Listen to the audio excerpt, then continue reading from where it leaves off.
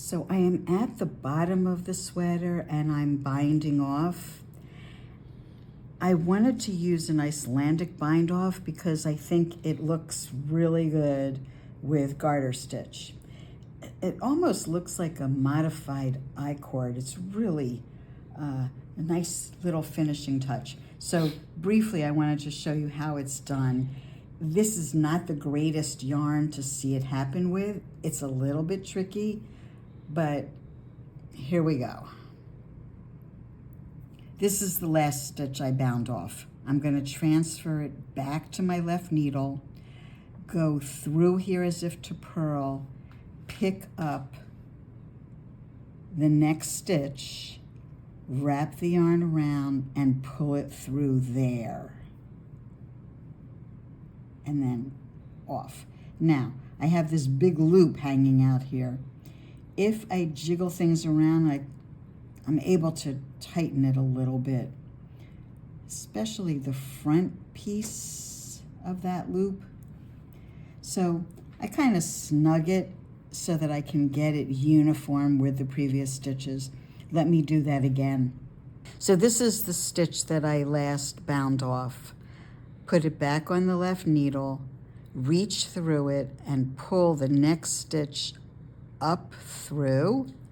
Wrap the yarn around.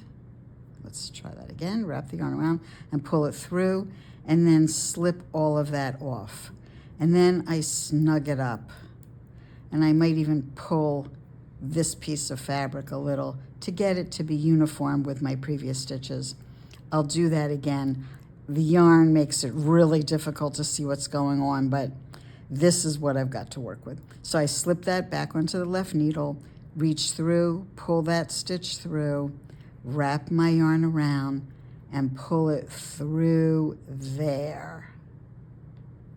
And then slide that whole thing off, and then I'm going to snug it up. Okay. It's tedious, but if I do it at a more normal speed, it doesn't take that long. Unfortunately, with this garment, there's a lot of bound off edge, but it makes a really nice border for a garter. Now, let's compare to what a regular bind off would look like, because you might be saying, well, why doesn't you just do a regular bind off? So here's how that would look. Let me do a few stitches, and then I'll come back and show it to you.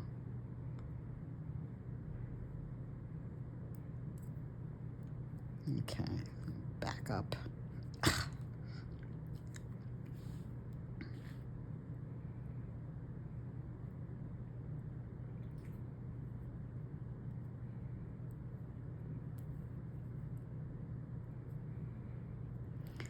It's not always easy with this yarn.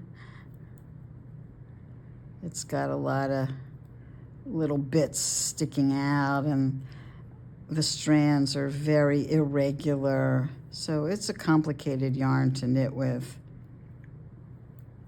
Let me do a few more so you'll have a good amount to compare.